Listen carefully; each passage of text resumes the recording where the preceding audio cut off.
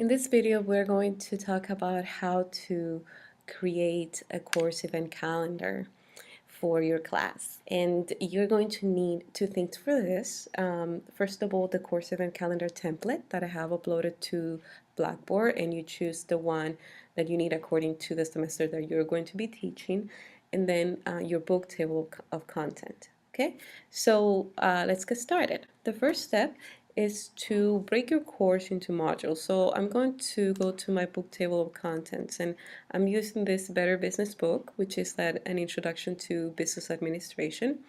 And this is the table of contents. So I'm going to copy this table of content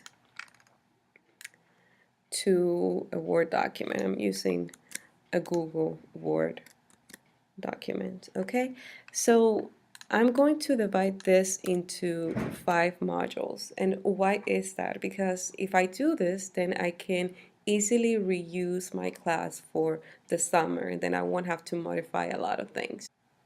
I really like this table of contents, so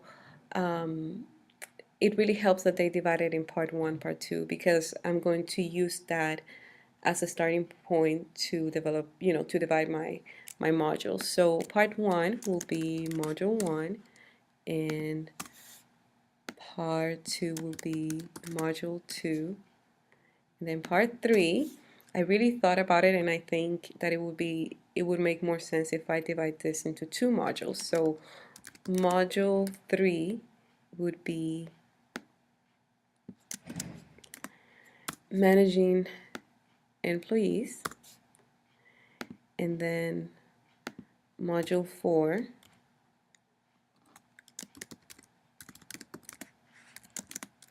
would be managing a business. Okay, then since I only want 5 modules, you can do more, you can do less, but this is what I prefer, so I can, as I mentioned before, make it also a summer course. Then I'm going to do module 5, which is principles of marketing and finance, and I'll combine these two.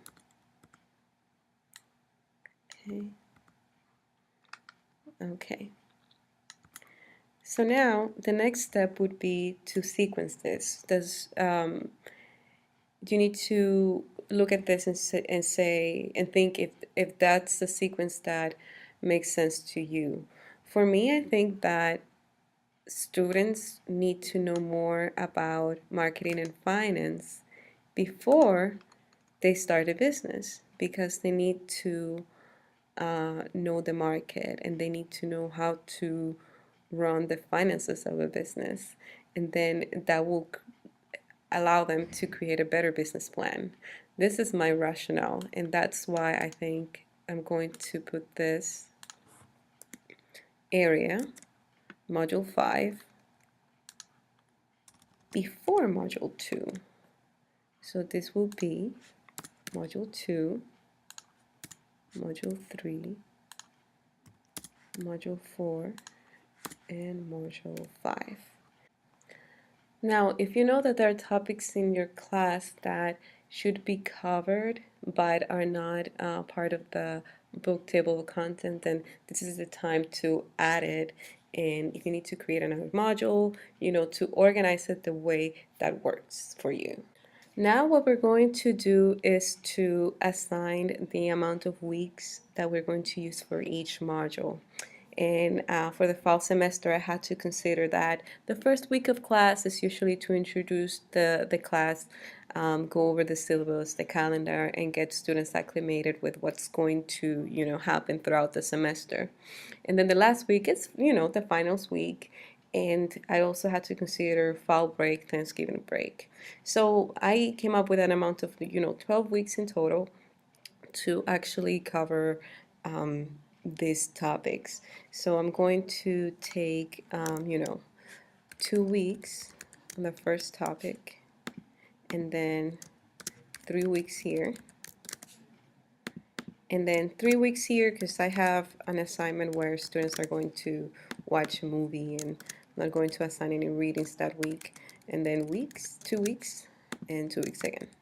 Now that you know the content that you're going to cover throughout the semester and the amount of weeks that it's going to take you to cover this content, you can transfer that to the course event calendar. And remember that we have templates on Blackboard.